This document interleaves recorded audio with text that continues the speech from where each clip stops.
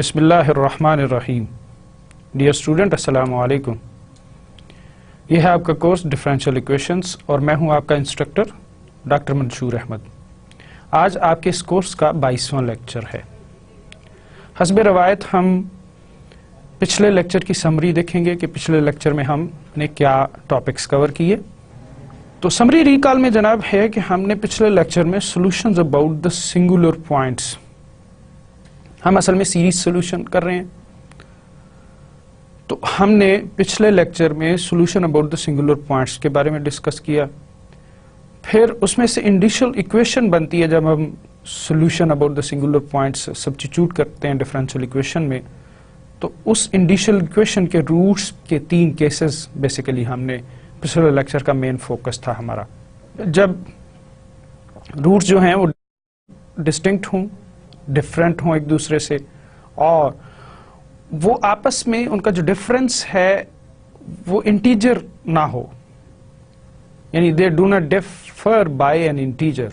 जैसे 0 और 1/2 एक केस में हमने रूट्स डिस्कस किए, तो उनका डिफरेंस जो है एक इंटीजर नहीं है 0 और 1/2 का, ताहम ये दोनों डिस्टिंक्ट रूट्स हैं। तो ये केस हमने कंसीडर किया कि इस सूरत में हमारे पास सॉल्यूशन किस शक्ल के होंगे। फिर हमने देखा कि जब रूट्स डिस्टिंक्ट हों लेकिन वो उनका डिफरेंस एक इंटीजर हो, उस सूरत में फिर solution of the differential equation की शेप डिफरेंट होती है। और तीसरा केस जो हमने कंसीडर किया पिछले लेक्चर में वो था कि जब रूट्स इक्वल हों तो उस सूरत में सॉल्यूशन किस तरह का होगा। तो ये जो दोनों केसेस थे, लास्ट वाले पर्टिकुलरली आखिरी केस, ये बिल्कुल ऐसे ही था जैसे हमने काशी आइलर इक्वेशन की सूरत में रिपीटेड रूट्स जब होते हैं तो उस सूरत में जैसे सॉल्यूशन लिखते हैं, बिल्कुल इसी तरह से हम इसमें भी सॉल्यूशन लिखते हैं कि वो log x वाली टर्म जो है साथ मल्टीप्लाई हो रही होती है। फिर हमने इन तीनों केसेस से रिलेटेड एग्जांपल्स सॉल्व की और इस तरह से ये हमारा लेक्चर जो है मुकम्मल हुआ। आज के लेक्चर में जो बात हम डिस्कस करने जा रहे हैं ब्रीफली बता देता हूं। बेसिकली आज हम एक खास किस्म की इक्वेशन पढ़ रहे हैं, वेरी टिपिकल इक्वेशन, बहुत मशहूर इक्वेशन है और इसकी बहुत टिपिकल फॉर्म है। आपको जैसा कि पता है कि हम इस वक्त या इन लेक्चर्स में ये जो चैप्टर हमारा चल रहा है इनमें हम solutions of the differential equations with variable coefficients पढ़ रहे हैं। तो आज की जो इक्वेशन है उसे बेसल्स डिफरेंशियल इक्वेशन कहते हैं। तो बेसल डिफरेंशियल इक्वेशन, इसी के ऊपर आज का लेक्चर है। पहले हम देखेंगे कि बेसल्स इक्वेशन होती किस तरह की है, उसकी खास शेप है। जैसे हमने बास टिपिकल शेप्स पढ़ी, काशी आइलर इक्वेशन एक इक्वेशन है जिसकी खास फॉर्मेट है या खास शेप है, उसको हम काशी आइलर इक्वेशन कहते हैं। इसी तरह हमने और कई तरह की इक्वेशंस पढ़ी, लीनियर डिफरेंशियल इक्वेशन है। तो आज की जो इक्वेशन है जिसे हम डिस्कस करने जा रहे हैं वो बेसल्स इक्वेशन है। तो हम देखेंगे बेसल्स इक्वेशन होती क्या है, किस शक्ल की इक्वेशन होती है, फिर हम उसका सोल्यूशन फाइंड करेंगे। अच्छा, अब इसका सोल्यूशन जो है वो भी खास शक्ल का होता है, लिहाजा उसके भी आगे फिर टर्मिनोलॉजी या उसके खास नाम है। तो फिर हम कुछ फर्दर इस पे एग्जांपल्स या प्रॉपर्टीज देखेंगे या बेसल्स इक्वेशन के हवाले से जो उसके सॉल्यूशन आते हैं उनको फर्दर आगे कुछ उनकी मैनिपुलेशंस हैं उनके बारे में डिस्कस करेंगे। तो आज का लेक्चर बेसिकली बेसल्स इक्वेशन पे है। तो सबसे पहले हम देखते हैं कि बेसल्स इक्वेशन होती क्या है, इसकी क्या शेप है। तो आप देख सकते हैं इस वक्त स्क्रीन पे आपके सामने बेसल्स डिफरेंशियल इक्वेशन की डेफिनेशन या उसकी फॉर्म लिखी हुई है। तो a second order linear differential equation of the form x² d2y by dx² plus x dy by dx plus here is the actually term x² minus y², sorry ये x² minus v² है, into y is equal to 0, where v is some positive number. ऐसी शक्ल की equation को हम vessels equation कहते हैं। इसमें फर्क ये है, देखिए जरा तब जो बेसिकली इसको बेसल्स इक्वेशन बनाती है, और वो ये टर्म है कि y के साथ x square minus we square आ रहा है, और जो पहले पार्ट है दोनों, या पहला हिस्सा है जो इसका, इसमें क्या है हमारे पास, जैसे हम काशी-आइलर इक्वेशन में देख सकते हैं कि x square second derivative term के साथ एक्स स्क्वायर है, और फर्स्ट डेरिवेटिव टर्म के साथ हमारे पास क्या है, X D Y by D X है। ताहम इसको जो बेसल्स बनाती है ये वाली टर्म बना रही है, is called a Bessel's differential equation. Solution of this equation is usually denoted by J sub Vx and is known as Bessel's function. तो इस इक्वेशन के सॉल्यूशन जो है खास शक्ल के होते हैं, इसको हम यूं डिनोट करते हैं J सब एक्स सब V, सॉरी ये इस तरह लिखेंगे J सब Vx। तो इन सॉल्यूशंस को कहते हैं बेसल्स फंक्शन। ये हम देखेंगे थोड़ी देर में इनकी क्या शेप होती है और ये जो है किस तरह से लिखे जाते हैं, या इनको किस तरह से हम एक्सप्रेस करते हैं। अब ये जो इक्वेशन है ना, बेसल्स डिफरेंशियल इक्वेशन, बेसिकली बहुत सी मैथमेटिकल और साइंस और टेक्नोलॉजी की, फिजिक्स की एप्लीकेशंस में अपीयर होती है, इसलिए ये इम्पॉर्टेंट है। और इसका सॉल्यूशन जो है वो भी इसी लिहाज से इम्पॉर्टेंट है। तो मैंने जैसे पहले भी आपको बताया था कि जब कोई भी फिजिकल फिनोमेना हम नॉर्मली या रियल लाइफ प्रॉब्लम को मॉडल करते हैं ना, तो उस सूरत में यूजुअली कॉम्प्लेक्स किस्म की इक्वेशंस आती हैं, और फिर उन इक्वेशंस में यूजुअली वेरिएबल कोफिशिएंट भी इन्वॉल्व हुआ करते हैं। तो लिहाजा इस तरह की इक्वेशंस के सॉल्यूशन इंपॉर्टेंट इस लिहाज से भी हैं कि जब हम फिजिकल सिस्टम सॉल्व कर रहे हों या इस तरह की फिनोमेना को डिस्कस कर रहे हों, तो चूंकि इस तरह की इक्वेशंस के अपीयर होने के काफ़ी चांसेस होते हैं, लिहाजा इस शक्ल की इक्वेशंस को सॉल्व करना आना जो है ये बहुत इम्पॉर्टेंट है। अब हम देखते हैं जनाब कि इनका सॉल्यूशन किस तरह से फाइंड करते हैं।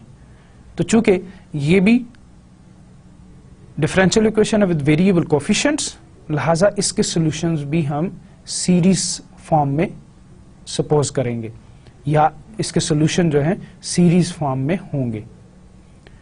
तो आप यहां एक और चीज नोट कीजिए, ये हमने बेसल्स इक्वेशन लिखी है जी, this is the Bessel's equation. आप गौर कीजिए तो x इज इक्वल टू 0 जो है, that is a singular point of this equation. हम सिंगुलर पॉइंट की डेफिनेशन कर चुके हैं, और रेगुलर सिंगुलर और फिर इर्रेगुलर सिंगुलर पॉइंट्स, तो सिंगुलर पॉइंट्स के अबाउट हम सॉल्यूशन भी फाइंड करना सीख चुके प्रीवियस लेक्चर में, और कैसे हम इसको आइडेंटिफाई करते हैं ये भी सीख चुके। तो x इज इक्वल टू 0 यहाँ पे क्या है, सिंगुलर पॉइंट है, लिहाजा हम क्या कर रहे हैं जी, एक सॉल्यूशन अज्यूम कर रहे हैं, series solution of this form y is equal to summation n is equal to 0 to infinity Cn x raised पर n plus r। ये सिंगुलर, जब सिंगुलर पॉइंट के अबाउट सॉल्यूशन लिखते हैं तो इसी शक्ल का सॉल्यूशन अज्यूम करते हैं। तो ओके जी, इसमें क्या करते हैं, फिर हम इसका फर्स्ट डेरिवेटिव ले रहे हैं, फिर सेकंड डेरिवेटिव ले रहे हैं। इससे भी आप फेमिलियर हैं, बहुत दफा आप पिछले लेक्चर में बहुत प्रॉब्लम्स में ये काम हम कर चुके हैं। अब हम क्या करते हैं, इस डिफरेंशियल इक्वेशन के लेफ्ट पार्ट में, लेफ्ट साइड पे ये वैल्यूज y डैश और y डबल डैश की वैल्यूज सब्स्टिट्यूट करते हैं। तो हमारे पास लेफ्ट साइड है X square y double dash plus x Y dash plus X square minus we square y, this is equal to, ये एक्स स्क्वायर को साथ ही मल्टीप्लाई भी कर दिया गया है। जब ये देखें ना, ये -2 एक्स स्क्वायर से मल्टीप्लाई होगा तो क्या रह जाएगा पीछे, n प्लस आर रह जाएगा। इसी तरह से जी हमने y डैश की वैल्यू पुट की और x से मल्टीप्लाई भी साथ कर दिया, ठीक है, और ये हमारे पास ये टर्म बनेगी। आफ्टर दिस हमारे पास जनाब कौन सी टर्म है, एक्स स्क्वायर एक्स स्क्वायर फिर मल्टीप्लाई हुआ और वाई से, अब इसमें साथ क्या है, वाई है ना, तो वाई सब्स्टिट्यूट किया और एक्स स्क्वायर से मल्टीप्लाई किया तो एक्स की power n plus R plus 2 हो गई, और माइनस वी स्क्वायर चूंकि ये कांस्टेंट है तो लिहाजा इसमें y की वैल्यू में यही टर्म इसी तरह से y वाली टर्म जो हमने अज्यूम की वो सब्स्टिट्यूट हो गई। तो हमने y dash and y double dash की वैल्यूज इक्वेशन में सब्स्टिट्यूट कर ली, और सिंप्लीफिकेशन के बाद चूंकि ये काम आप बहुत दफा कर चुके इसलिए मैंने यहाँ डायरेक्ट इसका जो है सॉल्यूशन लिख दिया है, जो आपको पता है कि आप किस तरह से ये इंडिशियल इक्वेशन बनाते हैं और फिर ये कोफिशिएंट्स जो हैं कैसे कंपेयर करते हैं, और उसके बाद जो है किस तरह से हम जो है रिकर्सिव रिलेशंस बनाते हैं। तो उन सब्स्टिट्यूशंस के बाद और सिंप्लीफिकेशंस के बाद हमारे पास ये फाइनल फॉर्म है जी।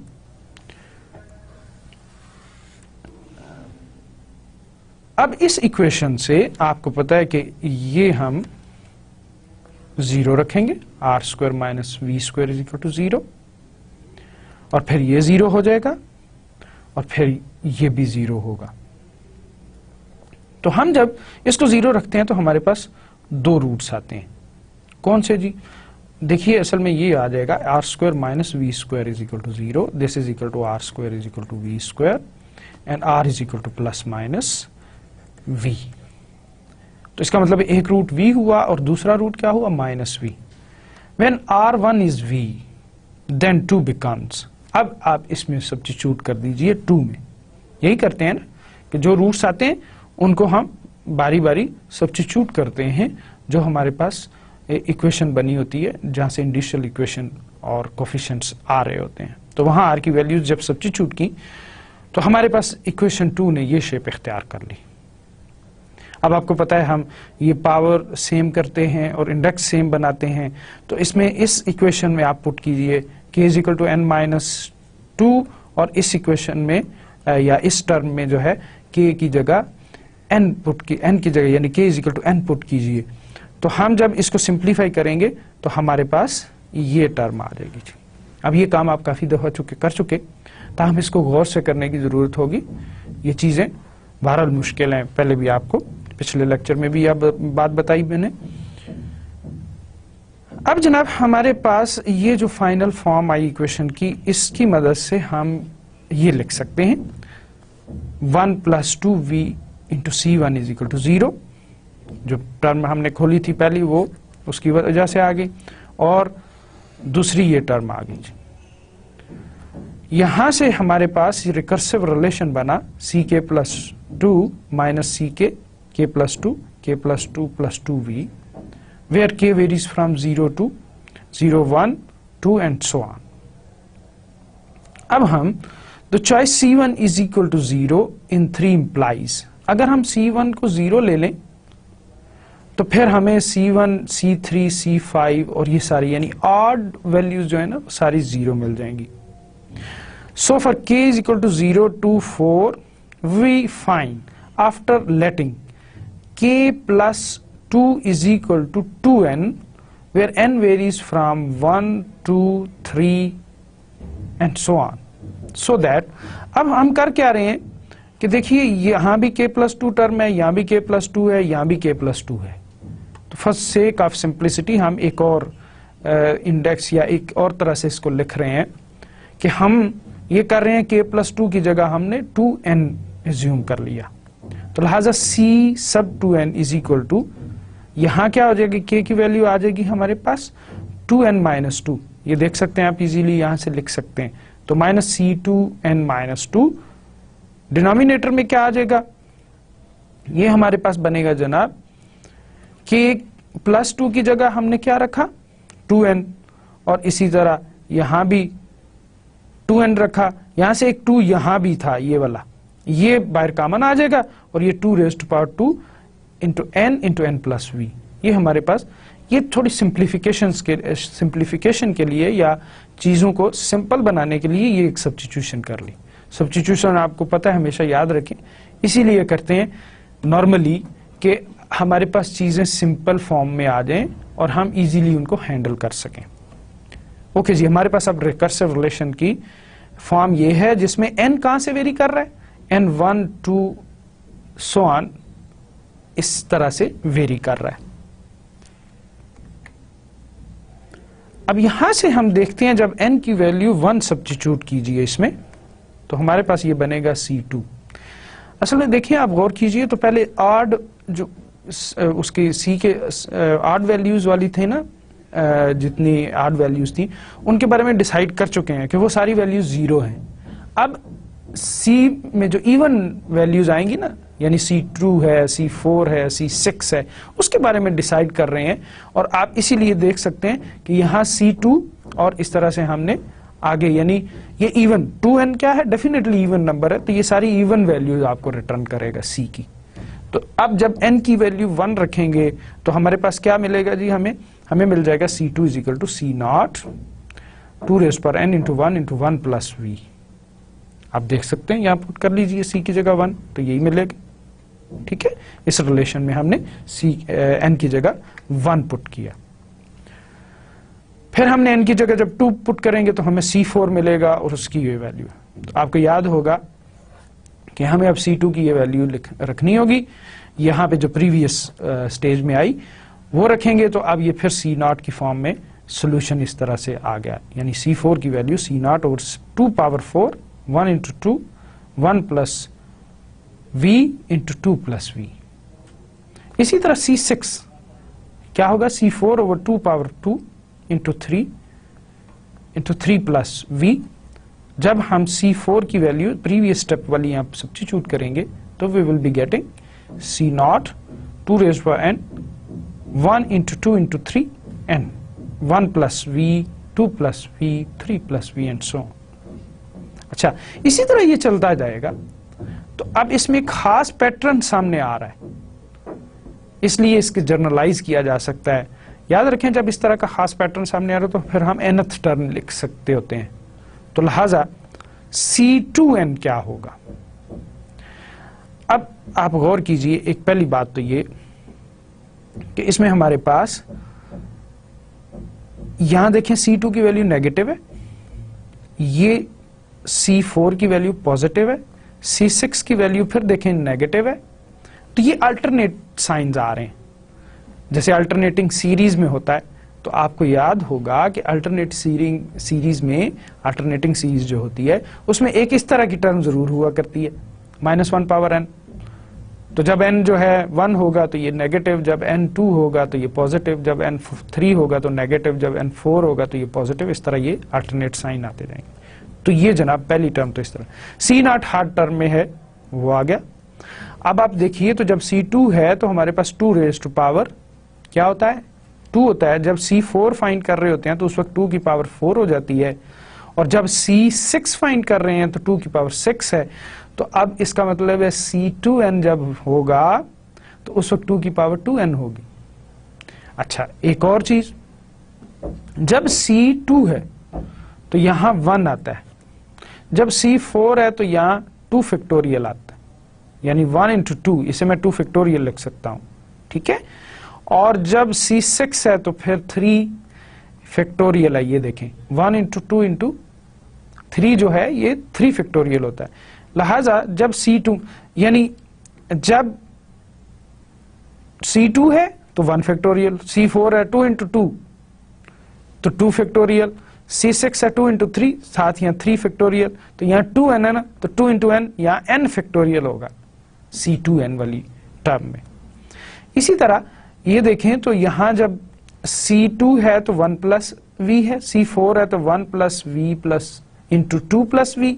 जब C6 है तो जैसे वो फैक्टोरियल वाली टर्म चल रही है ना, ये देखें ये 1 ये 2 ये 3, तो ये 1 ये 2 और ये 3, बिल्कुल ऐसे ही यहां देखें आप क्या होगा, ये 1 ये 2 और आखिर में कहां पहुंचेंगे, n पे पहुंचेंगे। तो इसका मतलब ये एक खास पैटर्न हमारे सामने डेवलप हो गया। अब यहां एक नई टर्म इंट्रोड्यूस होने जा रही है, इसे ज़रा तवज्जो से देखिएगा। It is standard practice to choose C0 to be a specific value namely this. कहते C0 को ना हम नॉर्मली इन यानी इस फंक्शन, ये जो सोल्यूशन लिख रहे होते हैं तो उस वक्त हम ये चूज करते हैं, c not 1/2 raise to power v gamma function है। ये क्या है? Gamma function. यही नई टर्मिनोलॉजी इसमें आ रही है। इसे यूं लिखते हैं 1+v। बेसिकली ये फैक्टोरियल ही की शक्ल है। जैसे फैक्टोरियल फाइंड करते हैं, एन फैक्टोरियल कैसे लिखते हो आप लिखते हैं सपोज n-1 चलते चलाते आप 3 × 2 × 1 यूं ही लिखते हैं ना। ये भी इसे बल्कि जनरलाइज फैक्टोरियल भी कहते हैं गामा फंक्शन को। ये क्या है जी? This is gamma function. आप इस तरह करेंगे कि आपकी बुक के आखिरी अपेंडिक्स में, आखिर में जाके ना अपेंडिसेस होती हैं, कुछ चीजें वहां जिक्र ना करना हो ना, या विद इन द चैप्टर या जहां उसका तज़किरा हुआ है तो उसको समझा जाता है जी कि एक्स्ट्रा डिटेल हो जाएगी। तो उसके लिए फिर ये करते हैं कि बजाय वो एक्स्ट्रा डिटेल लिखने के अपेंडिक्स साथ शामिल कर देते हैं, उसमें इन चीजों का तज़किरा। तो ये अपेंडिक्स में ये चीज, यानी बुक के आखिर में जाएं तो वहां ये गामा फंक्शन के बारे में थोड़ी बहुत डिटेल दी हुई है। इसको आपने वहां से देखना एक दफा। ताहम यहां हम थोड़ा सा तज़किरा जरूर करेंगे। तो गामा फंक्शन को यूं डिनोट करते हैं जी, जैसे ये नोटेशन आपके सामने है इस वक्त, और इसकी डेफिनेशन ये होती है gamma 1 + alpha is equal to alpha into gamma alpha. जैसे यहां देखो, मैं n फैक्टोरियल को यूं भी लिख सकता हूं, n इंटू n-1 फैक्टोरियल।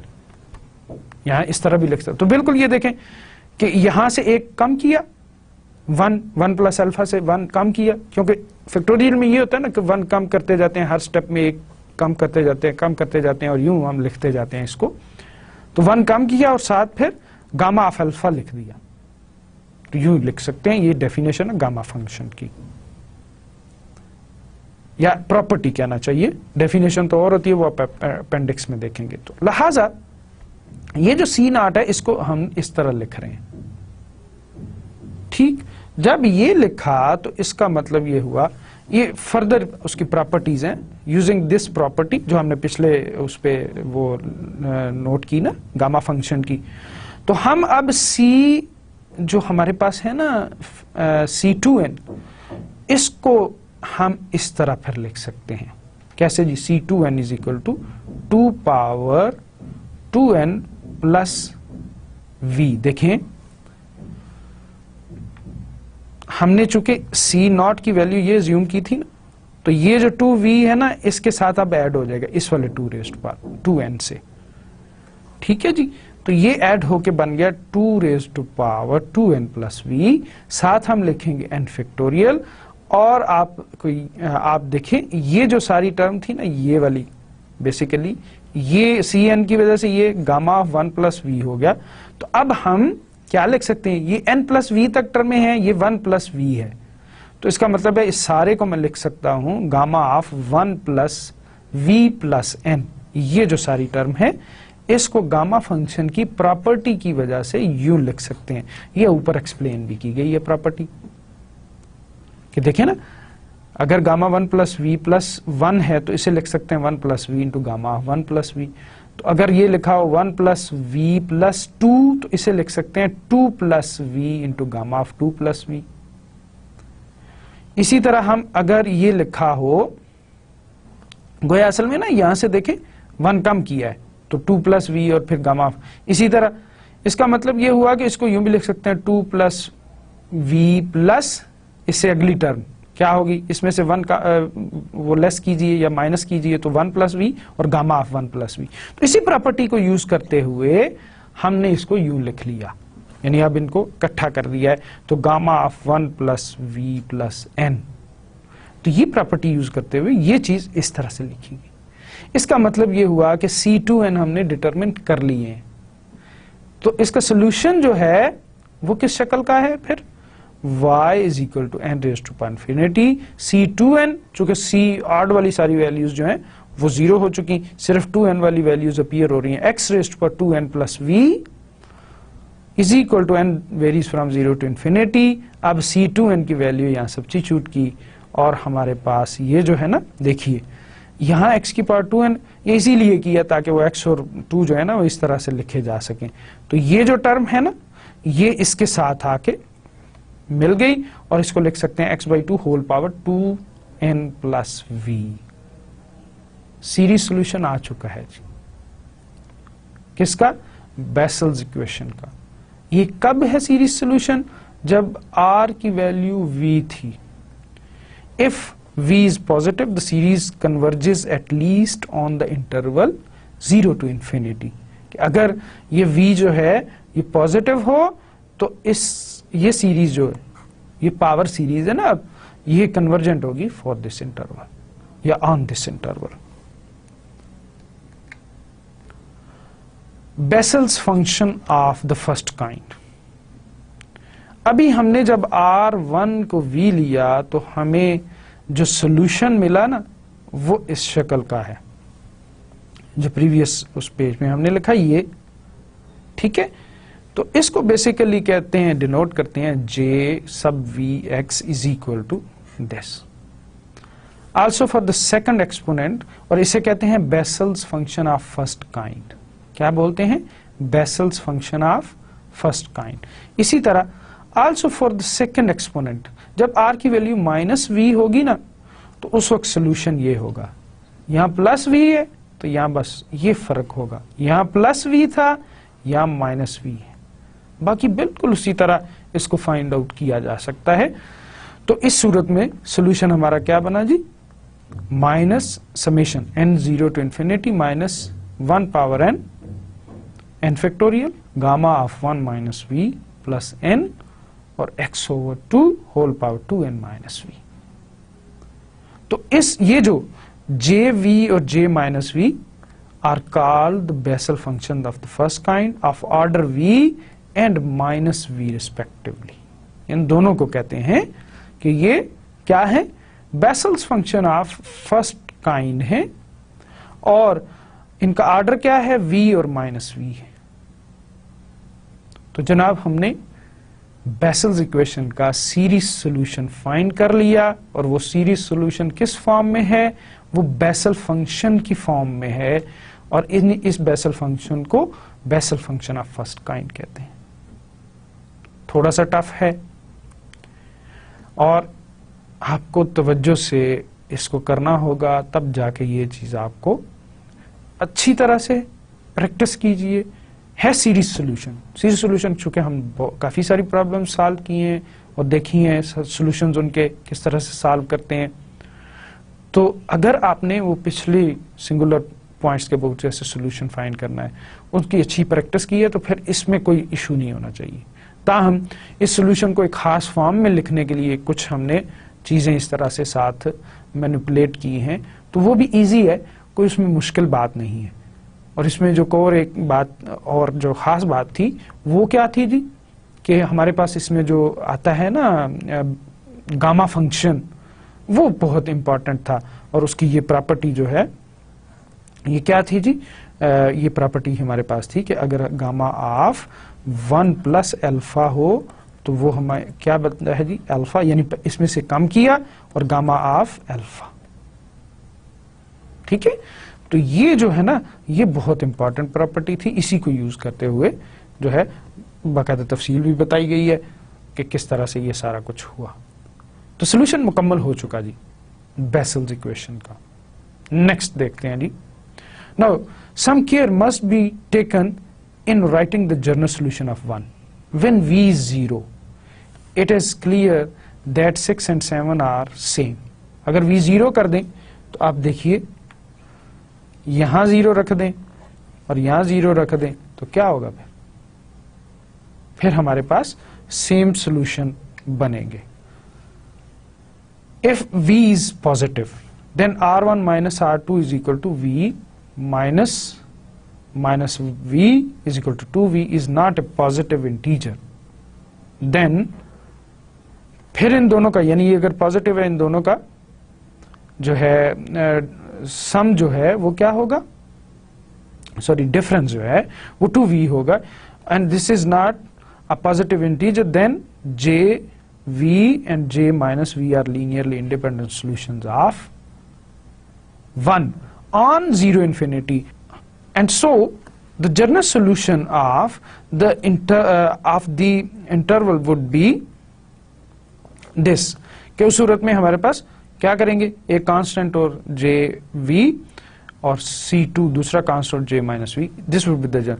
अब अगर कहता है कि इफ R1 माइनस R2 जो है 2V is a positive integer, असल में कहना ये चाह रहे हैं कि यहां अगर ये पॉजिटिव ना हो तो उस सूरत में जनरल सोल्यूशन ये होगा, और अगर ये पॉजिटिव है, पॉजिटिव इंटीजर है, जो इसका आंसर आए वो पॉजिटिव इंटीजर आए, a second series solution of 1 may exist, उस सूरत में एक और सीरीज सोल्यूशन एग्जिस्ट कर सकता है इस इक्वेशन 1 का, यानी बेसल्स इक्वेशन का। जी अब हम कुछ एग्जांपल्स करते हैं। फॉर एग्जांपल ये पहली एग्जांपल है, find the general solution of the equation this x square y double dash plus x Y dash x square minus 1/4 y is equal to 0 on 0 to infinity interval. अब अगर हम इसको देखें, Bessel's equation जो general equation हमने पढ़ी वो ये होती है, इसको और इस गिवन इक्वेशन दोनों को कंपेयर करें तो हमारे पास v स्क्वायर क्या है सामने नजर आ रहा है, ये देखें, ये v स्क्वायर और ये यहाँ यही डिफरेंट दो चीजें हैं। तो इन दोनों को अगर कंपेयर किया जाए तो v स्क्वायर हमारे पास 1/4 है, तो therefore v is equal to plus minus 1/2। इसका मतलब ये हुआ, so the general solution of 1 is c j half x plus c2 j minus half x, यानी हाफ 1/2 ऑर्डर और माइनस 1/2 ऑर्डर के होंगे बेसल्स फंक्शन इस सीरीज, इस बेसल्स इक्वेशन के। ये जो बेसल इक्वेशन हमें दी गई है। इसी तरह अगर हम ये एग्जांपल देखें तो यहां v स्क्वायर जो है 1/9 के इक्वल है, therefore v is equal to plus minus 1/3। तो हमारे पास जनरल सोल्यूशन होगा c1 j 1/3x plus c2 j minus 1/3x। क्या मतलब कि ये जो है बेसल्स फंक्शन ऑफ ऑर्डर 1/3 है और ये vessels function of order minus 1/3 है। तो this would be the general solution of this given vessels equation. अच्छा अब देखिए, आप जो बेसल्स इक्वेशन है उसकी तो एक फिक्स फॉर्म है। अब v की डिफरेंट वैल्यूज के लिए कोई डिफरेंट इक्वेशंस होंगी, तो वो v की वैल्यू वहां सब्स्टिट्यूट कर दीजिए जो हमने जनरल सॉल्यूशन फाइंड किया, तो उस सूरत में क्या होगा, हमारे पास सॉल्यूशन आ जाएंगे। अब सॉल्यूशन तो फिर एक ही फाइंड हो चुका। अब इसका मतलब ये है कि फर्दर जो ये हमारे पास बेसल्स फंक्शंस हैं, इनकी कुछ प्रॉपर्टीज हैं या मुख्तलिफ रिजल्ट्स हम ड्राइव कर सकते हैं या मुख्तलिफ रिजल्ट्स देख सकते हैं इस सिलसिले में। तो जो नेक्स्ट एग्जांपल्स आ रही हैं हमारे पास, उसमें इस तरह के रिजल्ट्स हैं या इस तरह की प्रॉपर्टीज हैं जो बेसल्स फंक्शंस के हवाले से हम डिस्कस करेंगे। कि अब जनरल सॉल्यूशन हो चुका, अब फर्दर सॉल्यूशन पे उस तरह से बात नहीं होगी कि हमें ये इक्वेशन है, हमें नए सिरे से सॉल्यूशन जूम करना है, और चूंकि बहरहाल बेसल्स जो इक्वेशन है उसकी एक ही फॉर्म होगी। तो यहां कहा गया जी कि आप ये रिजल्ट ड्राइव करें, एक्स जे डैश यानी derivative of the Bessel's function of first kind of order v is equal to v into j v x minus x into j v plus 1 of x। तो हम देखते हैं जनाब कि ये किस तरह रिजल्ट डिराइव होगा। तो हम जानते हैं कि जे वी एक्स किसके इक्वल है, ये है जी उसका formula j v x, this is the Bessel's function of first kind of order v। अच्छा अब इसका डेरिवेटिव लेते हैं और साथ x से मल्टीप्लाई भी करते हैं। तो डेरिवेटिव आपको पता है कैसे लेते होते हैं, ये तो सारी कांस्टेंट टर्म है ना, सिर्फ क्या होगा कि हम ये वाली टर्म जो है ना इसका डेरिवेटिव होगा 2n plus v into x by 2n plus v minus 1। ठीक है, अब सिर्फ इसमें चेंज होगी, बाकी ये टर्म तो उसी तरह ही साथ आएगी। साथ क्या होगा जी, x से मल्टीप्लाई भी करना है, तो जब x से मल्टीप्लाई करेंगे तो ये फिर वापस ये देखें ना -1 खत्म हो जाएगा, फिर यही टर्म रह जाएंगे। तो इसका मतलब है कि हमारे पास सिर्फ ये 2 जो शुरू में ये जो टर्म आई ना, ये साथ ऊपर देखें मल्टीप्लाई होगी और ये साथ आ गया। ओके, अब हम क्या करते हैं जनाब कि इसको स्प्लिट करके लिख लेते हैं। जब स्प्लिट करके लिखा तो एक टर्म के साथ हमारे पास n आ गया और एक टर्म के साथ हमारे पास v आ गया। ये जो v है यानी ये और ये दोनों अलग अलग टर्म में मल्टीप्लाई हो गए तो 2 सेपरेट टर्में बन गई। ये v बाहर आ गया जी, and this and then this, ये n वाली टर्म के साथ मल्टीप्लाई होने के बाद आ गया। ओके, अब ये क्या है, ये तो jvx है। अच्छा, इसके बाद हमने क्या किया कि x से मल्टीप्लाई डिवाइड कर दिया, x इंटू, और ये क्या है जी, साथ ही k की जगह ना इसमें x से मल्टीप्लाई डिवाइड इस वाली टर्म को किया, x से मल्टीप्लाई डिवाइड किया तो हमारे पास ये टर्म अब आ गई। साथ ही ये जो 2n है ना, इसने भी वो अंदर चला गया, इसके साथ मल्टीप्लाई हो गई। ये जो नीचे इसकी वैल्यू है ना, इसके साथ पावर साथ इसमें ऐड होगी। ओके, अब हम जब इसको सिंप्लीफाई करते हैं तो ये k 0 to infinity -1 power k और k फैक्टोरियल, ये सब्स्टिट्यूशन करने के बाद हमारे पास ये, तो ये क्या है जी, देखें अब यहाँ 2n होता है, यहाँ v प्लस 1 है, v की जगह क्या है v प्लस 1, और यहाँ देखें यहाँ भी v की जगह क्या है v प्लस 1, चूंकि एक्चुअल जो बेसल्स फंक्शन है उसमें 1 प्लस v है प्लस n है, तो यहाँ 2 प्लस v, तो इसका मतलब ये हुआ कि ये असल में vessels function of first kind of order v plus 1 है। तो हमारे पास रिजल्ट आ चुका जी। तो इसका मतलब ये हुआ कि ये v जे v है और -x जे v प्लस 1 है, और लेफ्ट साइड क्या थी x जे डैश, यानी डेरिवेटिव इज इक्वल टू, ये रिजल्ट आ चुका जो हमें रिक्वायर्ड था। तो हमने देखा कि हमने सिंपल मैनिपुलेशंस के जरिए एक रिजल्ट डिराइव किया है।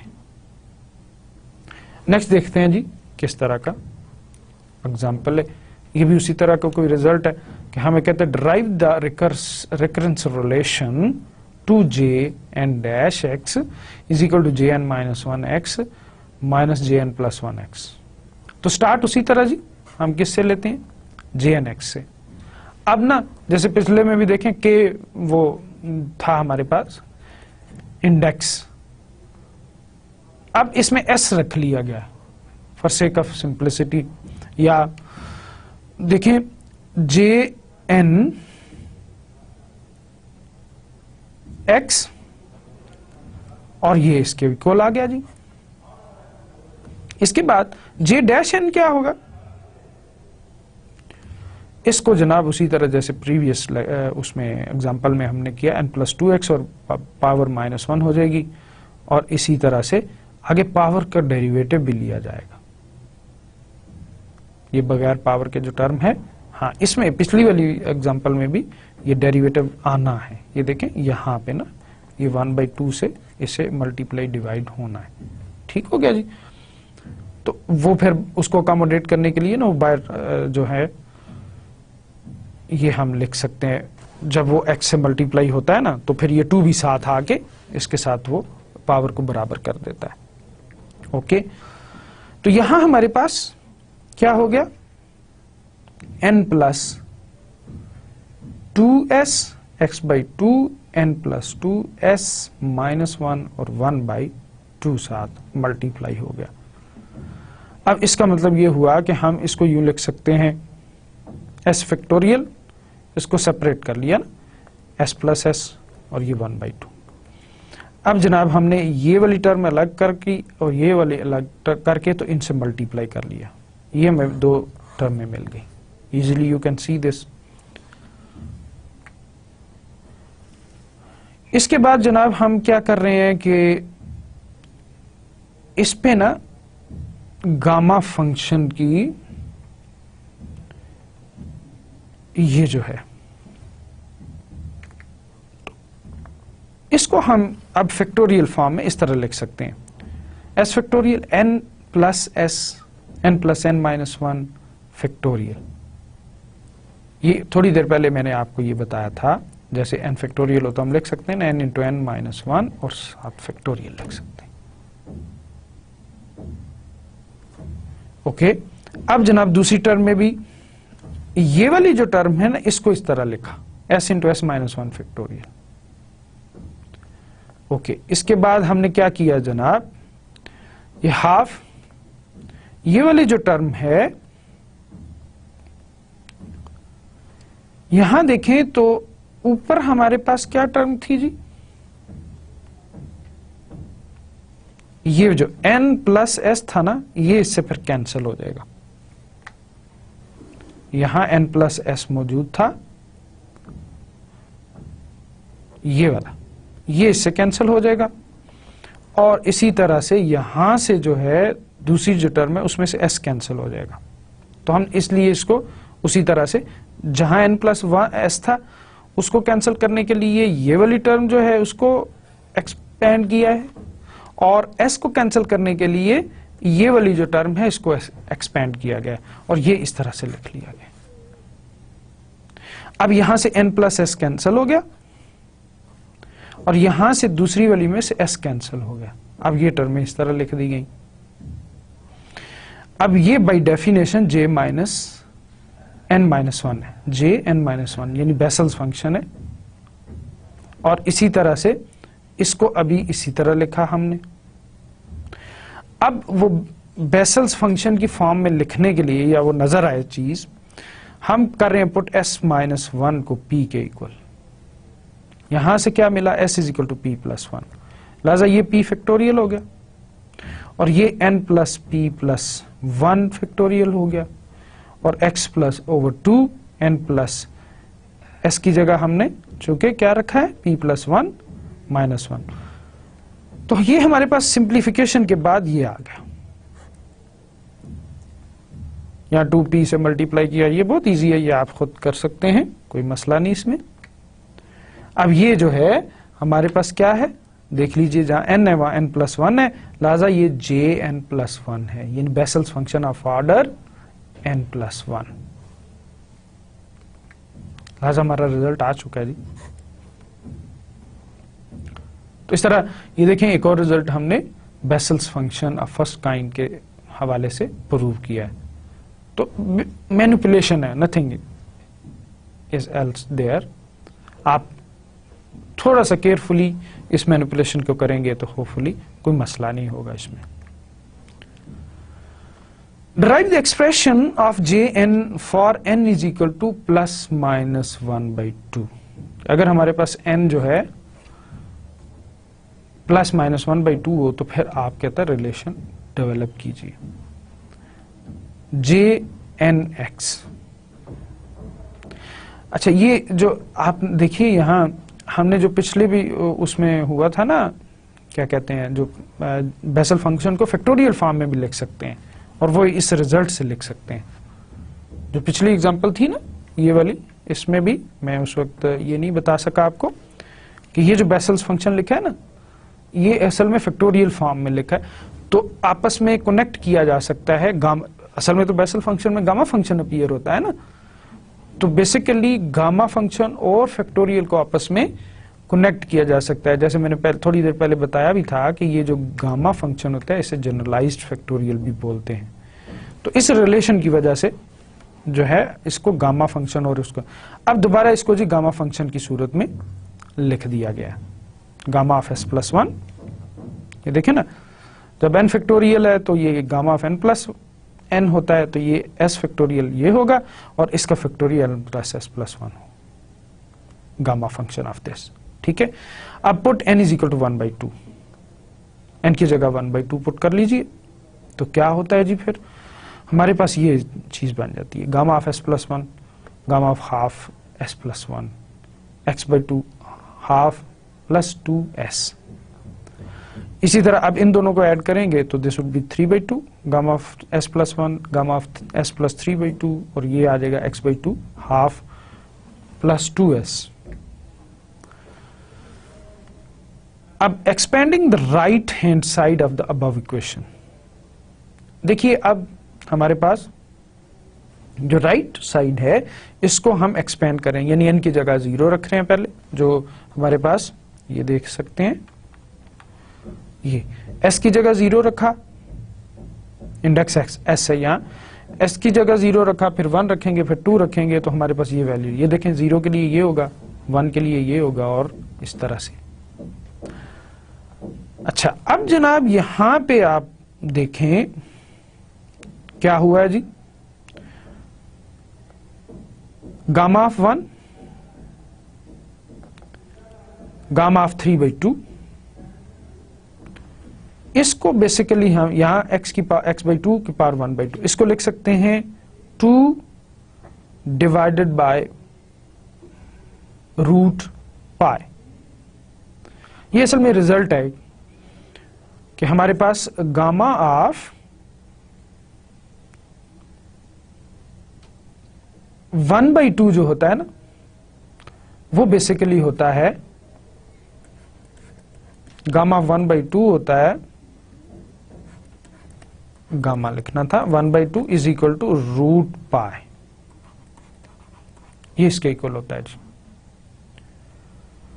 असल में ये हुआ है, ये देखें गामा 3/2 था ना, इसको मैं लिख सकता हूं गामा 1 + 1/2 लिख सकते हैं ना इसको, 3/2 को, तो इसका मतलब ये हुआ कि ये लिखा जाएगा 1/2 गामा ऑफ 1/2, ये 3/2, इसकी वजह से ये टर्म आई हमारे पास। ठीक है जी। नेक्स्ट टर्म अगर देखें तो उसमें हमारे पास ये -1 आ जाएगा, 2 × 2 3, ये उसी तरह फिर लिखा रूट, असल में ना ये जो ये गामा ऑफ 2 आएगा ना, उस पर फिर वो प्रॉपर्टी लगाते जाएंगे, कैसे कि इसको लिख सकते हैं gamma 2 is equal to 1 gamma 1, तो याद रखें गामा 2 भी किसके इक्वल होगा, 1 के इक्वल होगा।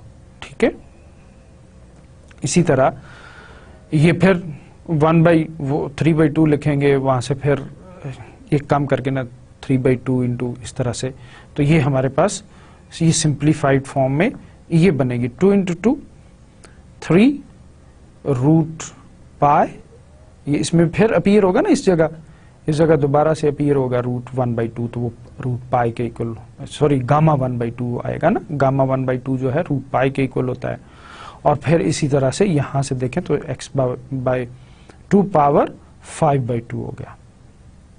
इस तरह से अगली टर्म में आएगा 2 × 2 × 2, और हमारे पास नीचे आ जाएगा 2 × 5 × 3 root pi x/2 power 9/2।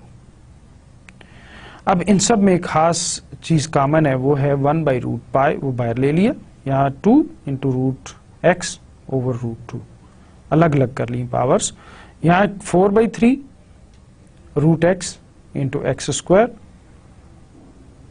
2 power 5/2, यानी इसको ना ये 1/2 प्लस, असल में ये टर्म है ना, ये क्या है बेसिकली x पावर 1/2 × x², तो ये x की पावर 1/2 + 2, तो ये बनता है हमारे पास x की पावर 5/2।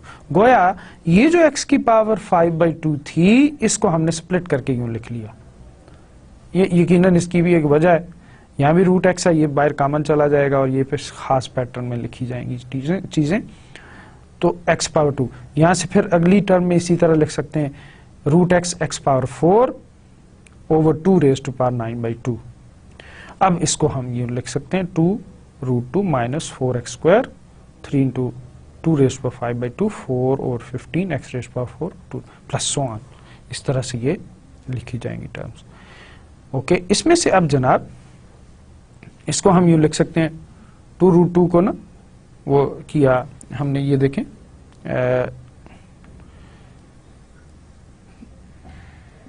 2 √2 था, तो इसको 2 √2 से ऊपर नीचे मल्टीप्लाई डिवाइड किया, वो जो ऊपर मल्टीप्लाई किया था वो बाहर कॉमन ले लिया, इसी तरह यहां भी किया और इसी तरह यहां भी किया।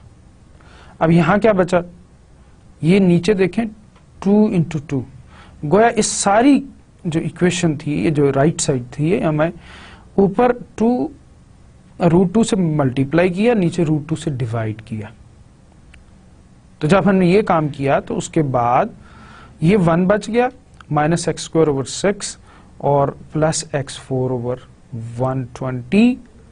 अच्छा, इसको अब फिर यूं भी लिख सकते हैं कि इसमें से हमने यूं कीजिए कि x से मल्टीप्लाई डिवाइड किया है और इसको लिख सकते हैं 1/x, अंदर मल्टीप्लाई किया तो x square over 6 plus x4 over 120, तो ये बन जाता है हमारे पास x minus x cube 3 factorial plus x5 over 5 factorial.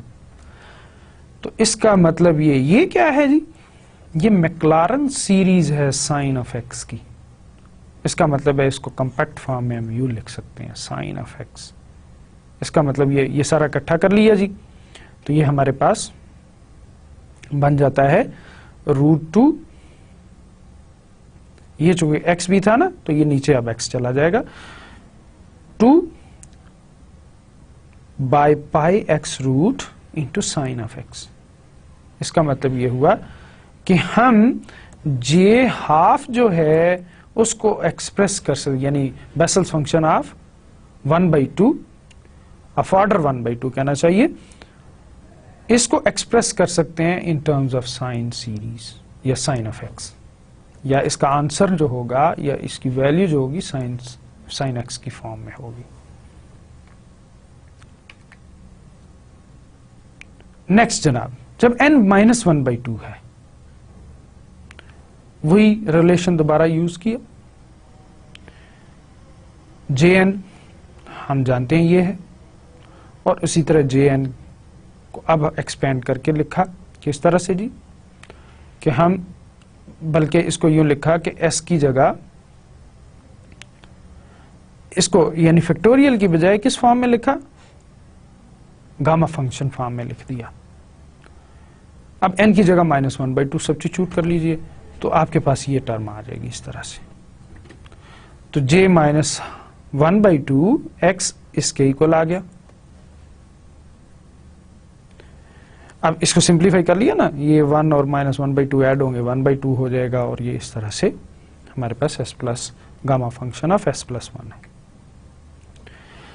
जैसे हमने प्रीवियस एग्जांपल में, या जब n is equal to minus जो है n is equal to positive 1/2 था, उसमें किया कि एक्सपेंड कर ली। अब n की 0 वैल्यू और 1 2 3 के लिए हमने ये एक्सपेंड कर ली सीरीज। हमारे पास लेफ्ट साइड पे जनाब आ गया 1 by gamma function of 1, gamma function of 1/2, 2 by x. ये असल में देखिए माइनस है ना, माइनस को फिर उलट के लिखा है बेसिकली, तो यूं लिखते हैं फिर x माइनस 1/2 और 2 माइनस 1, तो इसे मैं फिर इस तरह लिख सकता हूँ, ये ऊपर चला जाएगा, ये पॉजिटिव 1/2 हो जाएगा, नीचे आ गया x पॉजिटिव 1/2, तो ये असल में फिर लिख सकते हैं 2/x 1/2। ठीक है ना। तो इसी तरह जनाब हमने यहाँ पे 3/2 आ गई पावर, फिर 7/2 आ गई, और ये गामा 3 और गामा 5/2। तो हम ये पहले देख चुके कि इस सब में गामा 1/2 कॉमन आ सकता है, इसको सिंप्लीफाई करके लिखा, ये 1 हो जाएगा, इसको लिखेंगे तो ये 2 आ जाएगा इसका जो है, और इसी तरह इसमें वो पहले 3/2 फिर 1/2 और फिर गामा 1/2 आ जाएगा। तो ये गामा 1/2 इसके इक्वल होता है, हम जानते हैं कि ये रूट पाई के इक्वल भी होता है, तो इस वक्त इसे इसी तरह लिखा गया। तो इसके बाद जनाब यहाँ बचा √2/√x और फिर x पावर 3/2, और इस तरह से जैसे हमने पहले ये काम किया। अब √2/2x और फिर ये x उसी तरह से फिर हमने ये पाई के फॉर्म में अब लिख लिया, जैसे हमने पिछले प्रॉब्लम में किया। इसमें से √2 से मल्टीप्लाई और डिवाइड कर लिया, ये तो ऑलरेडी था ना, ये बाहर जो मल्टीप्लाई किया वो बाहर कॉमन सब में लिख लिया, और डिवाइड जो किया यहाँ आ गया। इसी तरह यहाँ भी, और ये फॉर्म इख्तियार कर गया जी। अब हमारे पास √2 ये टर्म आ गई, और फिर ये x⁻³ और फिर x⁻7/2, 3 इंटू ये से कैंसिल होकर 8 आ गई। ओके, अब जब ना हम देख सकते हैं 1/√x, x⁻3/2, x⁻7/2 और ये 224, जैसे हमने प्रीवियस उसमें जब n की वैल्यू 1/2 थी तो वो किया, √x से मल्टीप्लाई डिवाइड किया, तो ये जब मल्टीप्लाई करेंगे तो ये हमारे पास इस तरह से आ जाएगा। यहां भी मल्टीप्लाई होना है रूट एक्स से, यहां भी मल्टीप्लाई होना है रूट एक्स से। और जब ये देखें, ये रूट एक्स ये 1 हो गया, इन दोनों को जब 3/2 प्लस 1/2 करेंगे तो क्या आएगा, 4/2 हो जाएगा ना, तो ये 2 आ जाएगा, यानी एक्स स्क्वायर बनेगा। ये देखें एक्स स्क्वायर, ये इसी तरह एक्स पावर 7/2 प्लस एक्स होगा, तो ये हमारा यूं होगा एक्स रेज पर 7/2 और मल्टीप्लाई करेंगे ना तो 1/2 आ जाएगा। एक्स रूट एक्स से मल्टीप्लाई हो रहा है ना, तो 1/2, तो इसमें क्या आ जाएगी, एक्स की पावर 7 + 1/2, तो ये x की पावर 4 हो जाएगा। ये देख सकते हैं ये 4 आ गया। अब ये जनाब है McLaren series of cause of x। ठीक है जी, किसकी मैक्लारन सीरीज है, कॉज ऑफ x की। लिहाजा हमने ये इसको इस तरह से लिख लिया, j - 1/2। इसका मतलब क्या हुआ कि j - 1/2 x जो है is equal to √2/πx cos of x के इक्वल आ गया। तो ये मैक्लारन सी रिमार्क है जी एक important. Bessel function of index half and odd integers are called spherical Bessel functions. तो ऑड नंबर हो या हाफ, ठीक है ना जी, हाफ, माइनस हाफ और प्लस हाफ, तो ऐसे बेसल्स फंक्शन को कहते हैं spherical Bessel functions. Like other Bessel functions, spherical Bessel functions are used in many physical problems. ये जनाब आपके लिए कुछ एक्सरसाइजेज हैं जिनको आपने प्रैक्टिस करना है। ये तो गालिबन हम देख भी चुके हैं, इसको आप कीजिएगा। इसी तरह इसमें देखें v जो है v² की जगह 1 आ गया है और इसी तरह v² की जगह 25 आ गया। हाँ ये इंपॉर्टेंट है ज्यादा, ये तो इजी है, ये इंपॉर्टेंट है, या ये थोड़ी सी टफ भी होंगी कि आप j3/2, j5/2 और j7/2 फाइंड करेंगे। तो इनको किस फॉर्म में एक्सप्रेस करेंगे, साइन कॉज की फॉर्म में एक्सप्रेस करेंगे। तो ये अगर पहले इसका तरीका यही होगा कि आप j1/2 और j - 1/2 के जो हमने किए हैं ना अभी, उनको अच्छी तरह से पहले करें। मुश्किल है, थोड़ी सी मैनिपुलेशन है, मुश्किल तो नहीं कहना चाहिए, लेकिन केयरफुली करेंगे तब होगा। छोटी छोटी जो है ना कैलकुलेशन है, कहीं पावर ऐड हो रही है, कहीं सब्ट्रैक्ट हो रही है, कहीं माइनस और प्लस का चक्कर है, कहीं इस तरह की चीजें चल रही हैं। तो इसमें प्रैक्टिस कीजिएगा, उम्मीद है आप इसको कर सकेंगे, कोई इसमें इतना मसला नहीं होना चाहिए। लेकिन मैं फिर भी बताऊं कि ये भरल मुश्किल चीजें हैं, इतनी आसान नहीं है। इनको जो है टैकल करना या इनको समझना या इन प्रॉब्लम्स को सॉल्व करना यकीनन मुश्किल है। लेकिन मैं आपको एडवाइस करूंगा कि आप इसके लिए बुक भी जरूर साथ स्टडी करें, बहुत केयरफुली स्टडी करें। अच्छा, इसमें ये हो सकता हो कि आप जब पहली दफा उसको स्टडी करें ना बुक को, तो वो चीजें आपको सही तरह समझ ना आ रही हो, यानी कुछ चीजें समझ आएंगी, कुछ नहीं आएंगी। आप प्रॉब्लम्स भी करिए, फिर पढ़िए बुक को, फिर आप देखेंगे कि आपकी अंडरस्टैंडिंग लेवल बेहतर होगा। जब आप तीसरी चौथी दफा 2-3 दफा इन चीजों को पढ़ेंगे ना, तो फिर जाके ये सही आपको तरह से समझ आएगी कि जी क्या हो रहा है और क्या करना है हमें। ठीक है जी, तो आज के लेक्चर की समरी देख लेते हैं। तो आज के लेक्चर में जनाब हमने बेसल्स डिफरेंशियल इक्वेशन क्या होती है ये देखा, उसकी क्या फॉर्म होती है, फिर बेसल्स डिफरेंशियल इक्वेशन का सीरीज सॉल्यूशन हमने देखा। जब वो सीरीज सॉल्यूशन हमने देखा तो वो जनाब सीरीज सॉल्यूशन बेसल फंक्शंस की शक्ल में हमारे सामने आया। इसमें एक गामा फंक्शन अपीयर हुआ, उस गामा फंक्शन की कुछ प्रॉपर्टीज पे भी बात हमने इस लेक्चर के दौरान की। तो आपको मेरी एडवाइस है कि आप वो जो प्रॉपर्टीज हैं इंडेक्स में दी हुई हैं बुक के आखिर में, उनको जरूर देखिएगा एक दफा।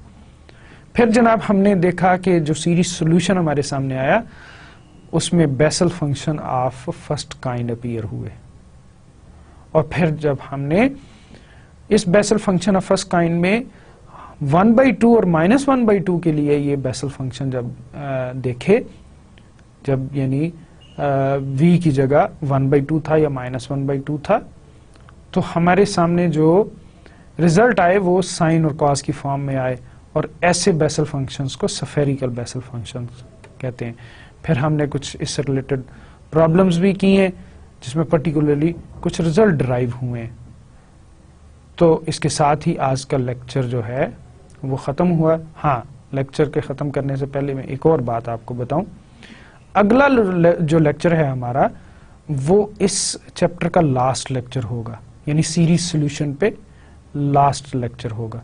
उसमें हम एक और इसी तरह की इक्वेशन डिस्कस करेंगे जिसे लेजेंडर्स डिफरेंशियल इक्वेशन कहते हैं, और वहां भी कुछ सॉल्यूशन अपीयर होंगे, वो पोलिनोमियल शक्ल के होंगे और उनको लेजेंडर्स पोलिनोमियल कहते हैं। तो इस लेक्चर में हमने बेसल्स डिफरेंशियल इक्वेशन पढ़ी, तो अगले लेक्चर में हम लेजेंडर डिफरेंशियल इक्वेशन पढ़ेंगे, और लेजेंडर्स डिफरेंशियल इक्वेशन हमारे सीरीज सॉल्यूशन में आखिरी टाइप की डिफरेंशियल इक्वेशन है। इसके बाद हम नया टॉपिक शुरू करेंगे। तो ताहम आप खूब प्रैक्टिस कीजिए। सीरीज सॉल्यूशन मुश्किल टॉपिक है, इस पे खूब काम करने की जरूरत होती है। अपना खूब ख्याल रखिए। इजाजत दीजिए। अल्लाह हाफिज।